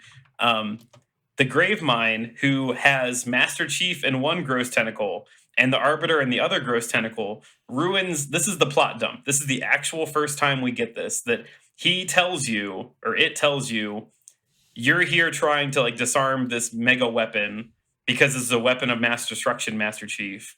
You, Covenant Arbiter, you're trying to start your great journey. These are one and the same. If you successfully trigger this Halo, everything dies. Okay. And then the three of them do a three-way Predator handshake, and they go their separate ways to solve this problem. Now kiss. Now kiss. So effectively, they're both sent on their own missions to like stop the Halo from triggering. Fast forward, the Arbiter murders Tartarus, the giant monkey guard, saves the day. But at that point, we find out that there is a new MacGuffin out there, because this is nothing but MacGuffins all the way down, that there is a new version of a nuclear football item that will blow all of the Halos throughout the universe. It exists out there. Yeah, and we got to stop it. And so there's a moment where we watch the Prophet of Mercy gets eaten by some flood, which is pretty cool. And this is a whole big moment. Like, you as Master Chief, you are like chasing down the Prophet of Truth. Like, he is spewing all these lies. You're like, I'm going to find this man. I'm going to board his chair and I'm going to punch him in the face. And I can't wait. And like, me being a junior in high school, I was jazzed. And so the Prophet of Truth, he gets into his ship and he starts flying away. And Cortana's like, I got to keep this thing going. I can't go with you, Master Chief. Go get in the tube that launches you. Go get him. And so Master Chief launches himself through this like another slip space thing, and he lands in the back of the Prophet of Truth's ship. And there's this whole clip where the ship does a slip space jump, and you hear some like UNSC freighter is like, we're gonna fire on this ship, and Master Chief goes, hold that order, don't fire on this ship, or hold that order, don't fire on this ship. And they go, it's the dumbest thing. They go, Master Chief, what are you doing on that ship? And he goes, finishing the fight. Roll credits. I was so mad. That's so stupid. I yelled. I was so mad. Oh my God. Is this the grave mine? This little guy? I was scrolling Google images of the grave mine and found Halo 2, but the grave mine is a worm on a string. That's really funny. Well, speaking of the grave mine, at the end of this, we find out that in the hurry to leave this like ring planet, the grave mine is now in control, or at least ownership, of Cortana, because she had to be left behind for plot reasons. Also, the Covenant abandoned their flying Covenant city of High Charity, and the grave mine has that too. So this is the Empire Strikes Back of the Halo series. Yes. They're all, they just picked up Luke at Cloud City. He lost his hand. Everyone's sad. Didn't we just do this? Didn't we just do this? Yeah, it was Avatar. Like, man, is everything just Star Wars but different? Everything is Star Wars. Yeah. Everything since 1975 has just been Star Wars with different skin. Yeah. If you thought that, so Halo 2 gave us some really good plot setup, Halo 3 is not going to give us good plot setup. Halo 3 was made to correct the injustices of Halo 2's multiplayer that needed fixed and give us some semblance of an ending to the game. And so Master Chief is on this Covenant ship. The ship blows up. He falls off something. He crashes to Earth. Conveniently, very close to his friend Sergeant Johnson, who finds him. And we find out that the Prophet of Truth is going to blow up all the Halos. And he's going to do that by finding a portal, because there's portals everywhere, that leads to that lesser arc, Installation 00, that I talked about earlier, because that is a trigger where all the Halos can be fired. Wouldn't you know it, the portal that leads to the lesser arc is on Earth. Because much like Infinity Stones, everything's on Earth. Yeah, is it in like New York City? Is the portal in Brooklyn? It's actually in Africa. Oh. Yeah. It's different. Yeah, they use it as like so again, in the creation story of Halo, life began on Africa's continent. And so that is the whole thing. And Numabasa is where it's at. Something manifest destiny, something. So they, would you know it, open a portal, and Master Chief is like, I'm going into that portal right now. And I think this is where he goes with Captain Keyes' daughter, who also dies in this game, so bummer for their family. But he doesn't make it through that portal before a Covenant cruiser containing a whole bunch of flood crash onto Earth. And also he gets a message from Cortana that is like, you need to go through that portal. And he's like, hell yeah, I'm going through that portal. Imaginary girlfriend, I'm in. And so we get a space pursuit. He goes through the portal. So we have Master Chief and the Arbiter, and ultimately a horde of Flood. That they all team up at some point in this game to stop the Prophet of Truth. It's actually a really cool thing because Master Chief and Arbiter are like, we got to stop him, and then like a bunch of Flood show up behind him, and they're all talking like a "We are Legion, we are many" thing, where they're like, "We will stop you." And so you're fighting alongside Flood, which is super dope because they're like killing things and recruiting things, and it's awesome. This whole thing ends like you face down the Prophet of Truth, and you're like, I'm going to murder this. I'm going to punch this man. I'm going to punch him in his stupid face, only for like him to be attacked by Flood, and he starts dying slowly. And there's a really cool scene, which I linked in our notes, where he's giving his like death monologue. And he's like, I'm the Prophet of Truth. My truth will be heard, blah, blah, blah, blah, throughout the universe. And the Arbiter takes an energy sword and he says, you must be silenced, and stabs him in the chest. It's like a pretty, like, as much as I wanted to Master Chief punch this guy, I was happy to see this happen that way. Anyway, wouldn't you know it, Master Chief disarms the nuclear football. That's good. That happens. With 1 second left before it detonates. Yeah, well, and I mean, they're at Installation 00, which is outside of our galaxy. So the detonating all the other rings would have destroyed our galaxy, but he is currently outside of the galaxy. In that process that he disarms that nuclear football, he finds out the Lesser Ark is also currently building a new Halo to make up for the one that we destroyed in Halo 1. It's like, okay. It's 3D printing a Halo, a new Halo right in front of us. And so they get the idea that they're like, let's just blow up this Halo.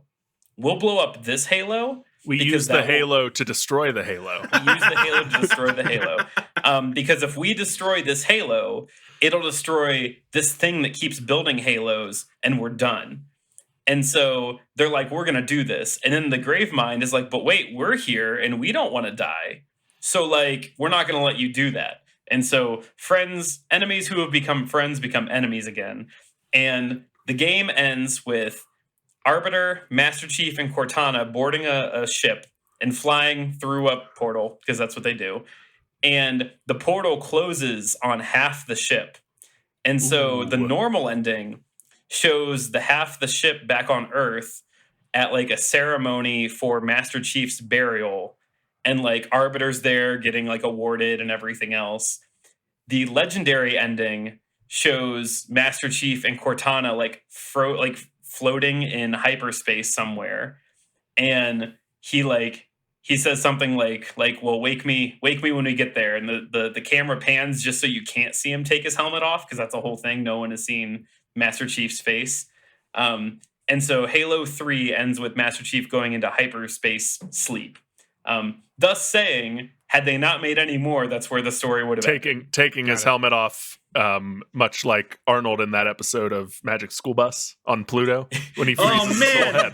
Dude, wow, what a cool ice. memory. That gave me such bad nightmares as a kid. I was so afraid of that like happening to people.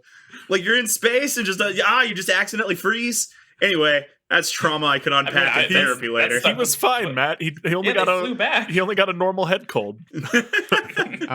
Man, Todd, I have to tell you, I played Halo 3's campaign like 4 times. I don't remember a single bit of that. It really, Halo 2 and 3 blended together to me. I missed how like robust Halo 2's story was, and Halo 3's just really wasn't. Yeah. Halo 3 had a lot of, I think, really big exploratory levels, but it was just really this plot of like, you're going to go do this thing. And there's a whole... Halo 3 is a multiplayer game to sell Xbox 360s. And this is, I think, the point where we mentioned like Halo 3 was like the high watermark of online multiplayer games until Minecraft. Yeah. Fortnite, like until like one of those, nothing was as universally played as Halo 3. Excluding excluding like MMOs and like PC games, but MMOs, yeah. For console games at least. So prior to Halo 3, so Halo 2, I've got some stats here. Halo 2 broke sales records for $125 million of sales on the first day, and I don't know what the old mark was. that record was not beat again until Halo 3, which Dang. did 170 million in the first day and 300 million in the first week. Dang. This is another midnight release that I went to. I remember going to the mall, so Easton and Columbus, and I bought the limited edition that came with a Spartan helmet. Yeah, that you covered did. the two. Yeah, I think in our last move, I finally donated that to Goodwill because I was Oh. like, I can't keep moving this. My wife is going to divorce me. All right, so Halo 4. I talked a little bit of Halo 4 earlier. We get more plot. Do you guys remember Dr. Halsey, the woman who did the Spartan 2 program? Halo 4 starts with her being tried for her war crimes. Hey, Wow. that's progressive for a Halo game. Yeah, big change in tone here. And so that is just a clip that we get early on in the game. And so it's either in the game or some like added on cinema, but that is what is going on behind the scenes. Yes, you, Andrew. It should be noted that this was the first, if I'm not mistaken, this was the first to be done by a different developer, right? Yes. There is definitely a noticeable tone and just like Halo 4 is definitely different. I will be candid that I did not love the story in Halo 4. I found it pretty convoluted for reasons that I'm going to tell you about. But it definitely was. I don't know who took over at this point. This is 343 Industries, which was created You're right. in-house by Microsoft. They spun off after that. Mm-hmm. Yep, 100%. And then Bungie went to do Destiny. Yeah. So you, John 117, our man John Halo, you wake up when your floating half ship is being attacked by a group of Covenant that call themselves the Remnants. They are a group of Covenant that after the big wars they are still disillusioned and they want to go find these Forerunner artifacts. And so it's actually kind of a cool scene where like you're in 0G and you're like fighting elites that are back on your ship. And anyway, this whole little interaction ends when you are floating near a giant mechanical planet that like scans your ship and opens up its planet cloaca and drags you in. I don't really. Okay, we need to take a brief I don't pause. feel bad for how I described that because that's how it goes. I don't like how much you search for ways to get the word cloaca into this podcast. Yeah, it's a sponsorship. It's a challenge Todd is proud to meet each episode he hosts. I just put a tick on my chalkboard beside my on your cloaca counter. Yeah. All right, so you guys remember how an hour ago I told you about the Didact and how he was locked into a prison of a planet murder robots by his wife, the librarian? Yes. Anyway, the planet we've been sucked into is one of his planet prisons. It is his planet prison. And so while we're on this planet, we interact with a giant weird orb. Hey, future of everyone. Do we ponder that weird orb? We get too close to the weird orb. Don't ever get too close to the weird orb because we find out that weird orb. Just the weird orb. Only ponder your orb. Don't get too close. Well, we find out that weird orb inside this giant mechanical prison planet was what was containing him, and so the Didact emerges and just kicks our ass. He has magic space powers, and he kicks our ass. And it is the first time you as Master Chief feel like a big old baby. So you get your butt kicked by this ancient Forerunner. Later on in the game, though, due to plot reasons, you meet his wife, the librarian, who gives you exclusively the power to not get your butt kicked by him using ancient space magic. Yes, that sounds right. Yeah. And what is wild, this Halo 4 in 2012, this point right here is where you finally learn about the Forerunners. This is the moment that the game actually tells you about the Forerunners, starting the universe, the galaxy, everything right here. If you knew about it prior to 2012, it's because you read books and you're a nerd. And that really buries the lead. Yeah. Okay, this is unlocking a memory, so correct me if I'm wrong, Todd, but didn't Halo 3 have some like super hidden Easter eggs and stuff about that? I'm glad you brought that up. So, so I don't mention it. I am. I'm not going to mention it in here. But yes, if you are a bigger nerd than the nerd that reads books. If you're the nerd that like looks for all the Easter eggs, there were terminals in Halo 2 and 3, maybe even 1. There were websites. I Love Bees was a website after Halo 1 that had like, it was a bee growing like website, but if you found all the Easter eggs, you were able to get early access to Halo 2. What? Hold on. Yeah, Back the fuck up. Like bees? Yeah. Like real life human bees? Like I mean, it was Jerry Seinfeld ass bees? These were websites that were like the earlier forms of viral marketing on the internet that like, but Andrew is right. There were old terminals and like logs you could read that would probably have given you more of this history. If you were not the person hunting down these hidden terminals, this was the first time that you got the Forerunners story kind of like thrown to you while holding the controller of John Halo. And so, yeah, everything that I told you to start, you're just kind of getting now. And you're like, oh, these are the Forerunners that the Covenant were all talking about. Wild. Anyway, I guess I'm going to have to kill this Didact guy because he's going to try and murder me with an army of robots that are ancient warrior souls, which is a bummer. This is also where you start fighting bad guys called the Prometheans, which are the like devil robots inhabited by ancient souls. They're really cool looking. Also, if that's not bad enough, you find out that Cortana is starting to go nuts and falling apart because artificial intelligence will suffer from a thing called rampancy, where after so many years of service, they start to fall apart. Like Angelina Jolie in hit Marvel movie, The Eternals. Yes, it is not unlike that. This is Space Eternals. But yeah, so your only friend on this stupid prison planet, I guess the librarian's your friend. Much like the nerdy kid in 5th grade, the librarian's your friend and your imaginary friend is your friend. And she's going crazy. So anyway, you're on this like weird prison planet. And you are able to locate that there is a friendly ship coming by. Because, of course, it is. Anyway, slip space happens, and now the Didact has made it to Earth. Because that is what happens. Yep. And so you have a showdown with the Didact, and you beat him using the power of friendship, which is Cortana, breaking apart into a bunch of other AIs and, like, swarming on him and punching him. And then you like stab him with a grenade and he falls off the ledge, presumably dying. Did you say you stab him with a grenade? There are a few things in that you'll have to clarify. The you lodge a grenade into him, yes. How do the AIs punch him? They break apart into multiple versions of themselves and fly at him. It's like the end of Age of Ultron. What are they? What? Because until now it was copies of Cortana. But until now they were holograms. They were a HUD display. Kyle, he said the power of friendship. I don't know why you're questioning this. So the actual answer, Kyle, is that I think she can maybe at this point project herself as hard light. It's either in the 4th Halo or the 5th Halo. She gets the ability to project. I know it's stupid.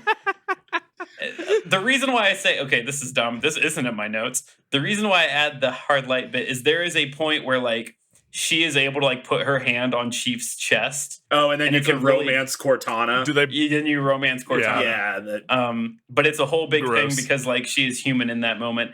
Anyway, you hurt the Didact. You lodge a grenade into him. He falls off the bridge. Important, you don't see him die. Which everyone knows the rules here. Got to get a body. Yep. Yeah. And so anyway, they find that friendly ship, whatever. There's a big explosion and it causes a bunch of loss. Like people die. And I think that gets pinned on Master Chief and his mission here and Cortana being nuts. And anyway, the ending of the whole game is that Master Chief ends up getting reunited with his original squad when he was doing original Halo things, probably before he was called Master Chief. It is a group called Blue Team. So he finds his original Halo friends at the end of this game. He gets he gets reconnected with them back in human space. Okay, hold on. I have there's a no real good answer question. here. It wasn't a good game. Well, that's okay, but like he was cryogenically frozen in hyperspace for like a while, right? A little bit, probably. I don't know. Like, how many years has it been since John Halo left the other Halomans? a plot's worth of time. Who's to say that those Halomans also weren't cryo slept. It could have just been like 2 years. Wow. Okay. The events of 1, 2, and 3 could have happened in a very short span of time. And in fact, at least 2 and 3 do go back to back directly. It's like a really big week for John Halo. Yeah, Halo- John Halo's Halo- really bad week. Halo. Good. The other important thing is I don't know when we find out about this. I think it was in like a supplemental like comic graphic novel. We find out the Didact, Mountain Dew ad. Mountain Dew ad. The Didact did not die. And in fact, Master Chief and the blue team find him later and do a straight up murder on him, and they kill him. He just has an off-screen he death? got to the reserves of game fuel and was able to survive. What's the point of not having him die if he's gonna just die on screen anyway? The real answer is that I think he had like gotten away and he was gonna make a new army, and then I'm guessing they didn't want to follow that plot point, and they were like, we're just gonna squash that one. Yeah. So that takes us to Halo 5 Guardians. This is the one I did not play. I did not play Halo 5 Guardians. I'm not sure why. I just didn't. But I feel like I got the gist of it by watching enough footage of it.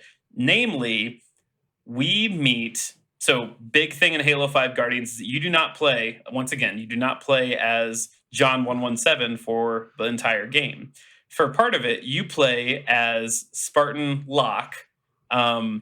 And he is the leader. He is a Spartan 3, Spartan 4. These are Spartan 4s now. He is a leader of a team of Spartan 4s called Fire Team Osiris. It's the actor that plays Luke Cage. Yeah, it's Michael Cole. Michael Cole. There you go. Michael Cole and Nathan Fillion are two of the actors on Fire Team Osiris. Who's also in Destiny. Great. And so you are introduced to Fire Team Osiris, and there's a really cool cinematic. I linked it in our notes. If you've seen any of the coverage of this game, you know what this cinematic is. It is basically, here's the Spartan 4s. Are you not excited about playing as people that aren't John 117? Watch this video. Then maybe you'll be excited about it. Anyway, you find out that Fire Team Osiris, they have been tasked with hunting down an elite Covenant officer who has a name that is not important. Further, you find out you're hunting him down because Dr. Halsey was fleeing from the human, I guess, people for her war crimes. She fled captivity and allied with some Covenant to save herself because of war crimes. Wow. Dang. Yeah, that tracks. Sucks. Yeah. Yeah. So anyway, they find her. It's fine. Meanwhile, we find that John and Blue Team are off doing other fighting Covenant elsewhere. However, while they're fighting those Covenant, he gets a message from Cortana's AI and is like, hey, here's a place that you should be because bad things are going to happen. And he's like, we're going right now. Blue Team, we're going to listen to my space ghost girlfriend. And we're going to go right now. Wait, Todd, important question. Can we get it in a Master Chief voice, please? Cortana, I'm coming. I don't like that. That wasn't a good clip. Yep, and there's the cold open. There it is. I hate that. What is this? Halo, I've been betrayed. Anyway, so when Blue Team goes rogue, that suddenly changes the mission for Fire Team Osiris. They're like, hey, Fire Team Osiris, you have to stop Blue Team. And they like try and stop him. And John 117 is like, I'm going to murder you. You can't stop me. You're nothing. And so this begins like this game of cat and mouse. Anyway, so along the way, we are introduced to Guardians because this is Halo 5 Guardians. Guardians are just these colossal giant robot monsters. They're Evangelion flying monsters are what these are. That's these pretty much it, yeah. They show up and they are effectively what the Forerunners used as their galactic enforcers. In our notes, I've got a clip of just like a Guardian showing up just to show you the scale. They're huge. Oh, yeah. Okay. Yeah, massive. And so there's this whole thing where like they teleport in, they teleport out, they destroy everything that they're around. We run into Cortana, and Cortana, in a completely not corrupt way, says, "Don't worry, everyone. The Forerunners cured my AI madness. I'm better now. Ah. Also, they fixed me so well that I'm controlling these giant killer robots, and I'm the new galactic sheriff." I am the This sheriff. is yes. This is to say that Cortana wants the mantle of responsibility. She wants to take the mantle of responsibility. She wants to protect all of life in the universe. She's gonna do it. She's we all get- Shield over the whole planet. yeah, Yep, a suit of armor around the world. Yeah, that's it. Damn it. Yeah. And so I'm coming. Yeah. So we get more of that blue team versus Osiris showdown because Master Chief wants to save his girlfriend. All of a sudden, in that, like, there's a tense moment where they're like, "No, you can't tell me what to do." Suddenly, those same robot murder monsters filled with the spirits of dead fighters that the Didac was controlling, a bunch of them show up, and they're like, "We pledge ourselves to Cortana. We're under her control," which is like bad news bears for everyone. So things are not great. And at that point, Blue Team and Fire Team Osiris decide that Cortana is not in her right mind, and they all escape, and it's fine. I don't know what the escape looked like in this game. I just know they escape. It's fine. That is Halo 5 Guardians. I have 2 bullet points on Halo Wars 2. So Halo Wars 2 happens after all of this, which, if you haven't ever played Halo Wars, it was a console's attempt to try and do real-time strategy, which went all right. I think they tried really well, really hard, and it went okay. It was fun, just not great. When did the first Halo Wars happen? Now, chronologically, or Matt, you see, Matt, it's 100,000 years BC. 2009 was when it came out. I think that's the answer I wanted. Thanks. Yeah. Before the Master Chief era. Yeah. DMC. There it is. So the big thing with Not Halo there. Wars 2 is that we find all the factions. So the Covenant, the Flood, and humans are fighting over a Halo in the middle of nowhere. I don't know which Halo it is. It's one of the Halos. There's still like 6 of them out there at this point. Anyway, the entirety of the game, at the very end, the whole plan is that the humans that find this Halo are like, we are thousands of light years away from home. We can use this power, this Halo, to teleport back to Earth. That'll be great. Anyway, at the very end, a giant Guardian shows up, hovers around the Halo, and teleports away with the Halo. That is Halo Wars 2. The whole Halo. Whole ass Halo. Are Guardians bigger than Halos? I don't think they're that big, but they're very big. I Right. don't know for scale. Okay. I'm pretty sure I saw the cinematic of this happening, and I just lodged it away in nerd knowledge I don't need to keep with me. Okay. Yeah. That leaves us with Halo Infinite, which is currently doing multiplayer beta right now. Speculation, does the plot have to do with that likely Cortana-controlled Guardian that showed up and took just a whole ass Halo? You kind of gotta assume. What I do know, I looked at the wiki, and what the wiki does say is that, quote, Halo Infinite's plot focuses on the Master Chief's effort to locate a new artificial intelligence known by codename The Weapon, and with her assistance, determine the whereabouts of Chief's former AI companion Cortana, and finally end both threats. He gets a new hologram girlfriend. New hologram Yay. girlfriend. The big thing with Infinite, so from what I've played, is like you customize your AI. Like you get your own AI that you can like change their voice and how they look and all these things. I really only have one data point for Halo Infinite's multiplayer. It's that you get a grappling hook, and it's dope. Does make The everything grappling- better. All right. The grappling hook is the coolest thing that I've ever used in a Halo multiplayer game. How does it work? Is it like Metroid Prime? Is it like the hook shot? So it plays like Hookshot. Only you can I don't know how Metroid Primes necessarily works because I've not played Metroid Prime. But once you've latched onto something, you can kind of control your momentum. It works like deployable gear at any of the other Halo games. So instead of having a shield or a thruster or whatever, you get a grappling hook. And if you grapple onto a vehicle, it drags you to the vehicle and you hijack the vehicle. Oh, nice. Or That's pretty cool. Or if you have a sword and you grapple someone, you immediately fly to them sword first. It is incredible. It's so good. Every game is going to have a grappling hook from here on out. Everything. That's just what this is. That's why James Bond Agent Under Fire was the best James Bond game, because it had a grappling hook in the multiplayer. Or they'll go the Pokemon route and never give you a grappling hook again, and everyone will be really upset about it. Yep. It is a very good multiplayer game. There is a battle pass like everything else, and I hate that there's a battle pass. You can also level up very slowly and you unlock new cosmetic upgrades, which is fun. I unlocked a samurai like armor last night, so that was pretty cool. But all in all, that is the Halo story. That's it. That's like 20 years of Halo. That's more than 20 years of Halo. Okay. This was soup.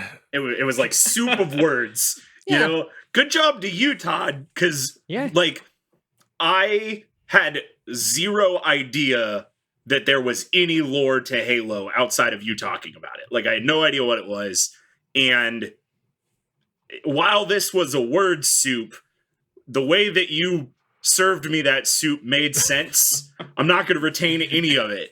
I think the way I would say is like we started out drowning in the soup, and as we kept moving through, we got some lifelines to hold on to, and like they put some crackers in the soup. Yeah. But like a lot of this stuff, when you get to the mainline entries, it's like, okay, that pre-Halo 1 entry was like, that's a lot. Words. And if you think about it as you were getting it from the games, you literally, Halo 1 is like aliens bad. Yeah. And you're like, shoot the bad aliens. Yeah, I totally get it. And then it's like, oh, aliens bad. This is a big weapon. These are people, these aliens think that this weapon is something important to them, but they don't know it's a weapon. Maybe not aliens bad. Yeah, it's like aliens uninformed. And then Halo 2 is like, oh, religious nuts. Aliens are bad. Aliens are very bad. Maybe there's more behind that. You know, when I think about it, like every series does this, right? Because you start with a simple story, and then you got to grow out, and then you do your traditional trilogy, your hero's story, and you've got to branch out or you branch back, right? And like I think there's a fine point in every single series where it's like, okay, when are we ready for the big old exposition dump? The part that's like, here's actually what was going on the whole time. And that's a really important part. And I don't know when that. It's never the same time. It's always like a different time when it's the right time to do that. Yeah, and it's so difficult to backfill a story in a way that doesn't feel forced. And I mean, I got to give credit to Halo as somebody who didn't experience these games as they came out. There wasn't really anything you said that I was like, okay. Like, yeah, I mean, it was a lot of weird, spacey plot and shit that maybe didn't make a lot of sense, but like, it all goes into the overarching, like, there are 7 galaxy-ending super weapons, and these different factions are fighting over them. Like, it all goes into that more or less pretty well. Halo 4 definitely feels like a black sheep. 100%. And it's very clear. I remember when that game came out, that was supposed to be the big Forerunner trilogy. And it's very interesting, and I haven't played a single game since it, and it's very interesting to see how much they kind of turned tail on that, pivoted, because we didn't get much of any Forerunners. Well, it's definitely like it's gone from Forerunners and their history and that they're this like shady thing to Cortana is a villain. Kind of like Cortana is Ultron. Like Cortana is Ultron. Yeah. And I mean, I think that is like your relationship with Cortana is like the central thing in Halos 1, 2, and 3.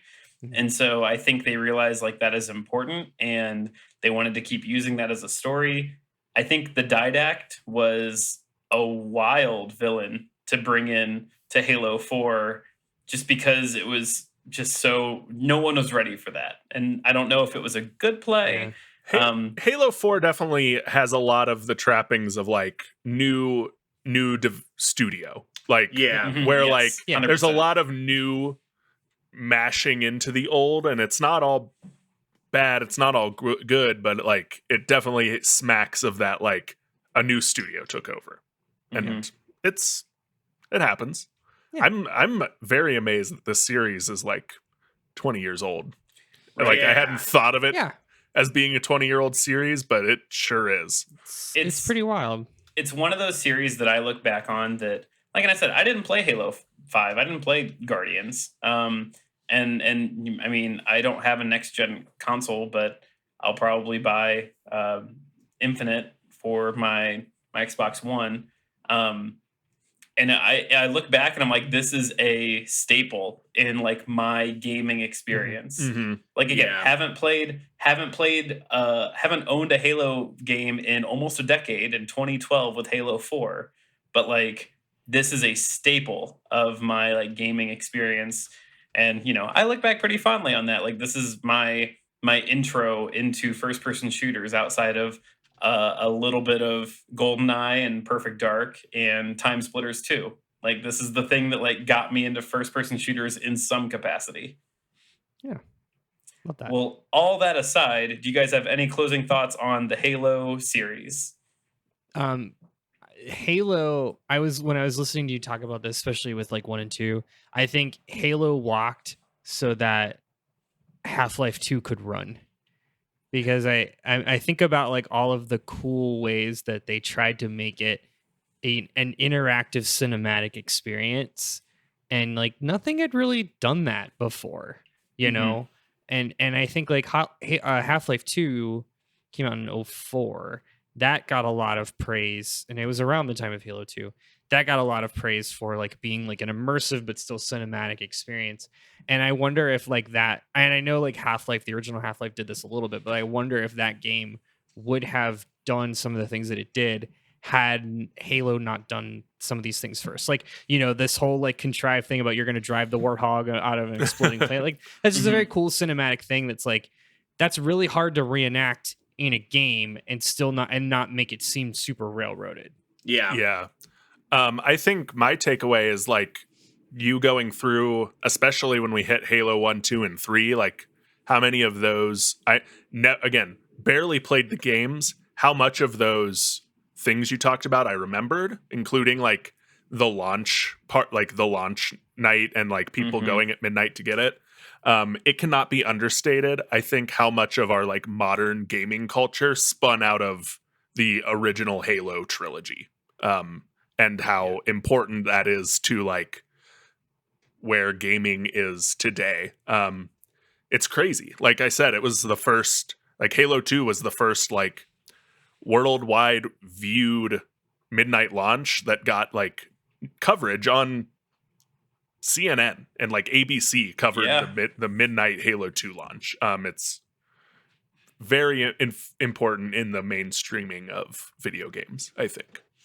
Yeah, I mean, I agree with what you said, Kyle, that like I think of Halo, especially the original Halo, as a real cornerstone of 3D gaming. And, you know, like that Xbox PS2 GameCube or Xbox PS2 N64, you know, however you want to split that Nintendo generation up, like Halo was a big turning point from, you know, like a single joystick first-person shooter like Perfect Dark or GoldenEye to a modern Call of Duty or Medal of Honor dual stick, like dual control shooter, and it's really changed a lot. And any of those series that are cornerstones in gaming from 2000 to 2007, if you try and map their story throughout 20 years of property, gets real silly.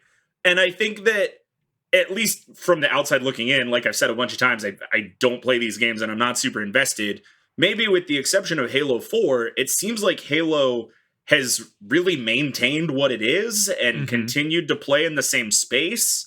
And while Halo 4 feels like a black sheep, I, as somebody who just got all this story today, like, I see where it fits in and I get it. And there aren't any like, oh yeah, we don't talk about that one. type games out of this series, and I don't know, it's cool. Like, I don't care much about Halo. I'm probably not going to start caring much about Halo, but I respect what it is in gaming history, and it's cool to hear the story put together like this. The closest thing to like the quote black sheep would be, my guess would be, well, if you don't count like Halo Wars, just because that's just a very different game. Side game.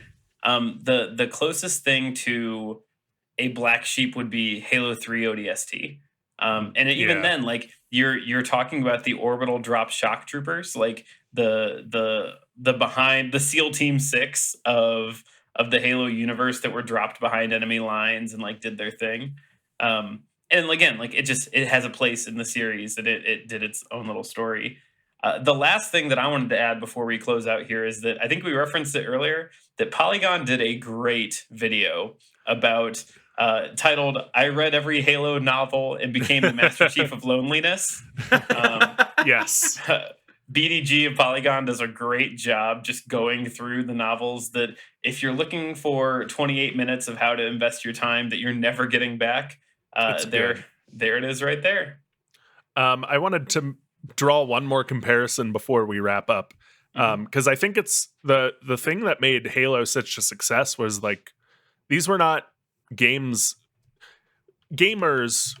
the people who had previously been gamers liked these games, but like these were widely played by quote unquote normies, like your normal ass friends played Halo. It's similar, I would say, to like Game of Thrones was for the fantasy genre in like mainstreaming it. Halo was very the mainstreaming of gaming. Was what I've been trying to say this with 3 different ways this whole time. Yeah, I'd agree with that. We had lots of friends in our circle that weren't quote gamers, but played much like Matt, social gamers. If you gave them just a little bit of Halo, ran home and logged in to play Halo after school, but like didn't play any other games. Yeah. I mean, this was like the peak of couch co-op, you know, because like Smash Brothers was huge at this time. The James Bond GameCube games were huge at this time. Shit like Fusion Frenzy and Mario Party was huge at this time. Like this Cultural was Touchstone Fusion Frenzy. Listen, okay, we played a lot of Jump Duck. Yeah, a man. whole mini game of Jump Duck. Room full of people yelling Jump Duck. Yeah, it's Microsoft Mario Party. Everybody knows it. But yeah, I mean, Kyle, you said it earlier that like gaming peaked with LAN parties, and I, as a very social gamer, love me a couch co-op or a couch death player. And I don't know, man, it's cool to look at this shit. You know, it feels good. Well, with all that said, just one last time, I wanted to say thanks for listening to Debate This. You can follow along with arguments on Twitter, Facebook, and Instagram at Debate This Cast, or our website at debatethiscast.com. Just one more big thanks to mgrum54 from our Patreon. You gave me this bright light in this dark time that is going through the deep dive of Halo, and gave me a reason to just watch hours of Halo cinematic footage. Quick reminder to everyone listening, you too can commission a flavor text by joining our top tier of our Patreon, but more importantly, joining the top tier of our hearts. Until next time, I'm Todd Thomas. I'm Andrew. I much prefer Destiny, but I'd say I have a bit of a mendicant bias, Henderson. I'm Matt. Be sure to drink your Noble Team, Cole. And I'm Kyle. If you liked it, you should have put a Halo on it, Harper. And we're saying thanks for debating with us. And if you think we're wrong, you can come fight us behind the swing sets, nerds.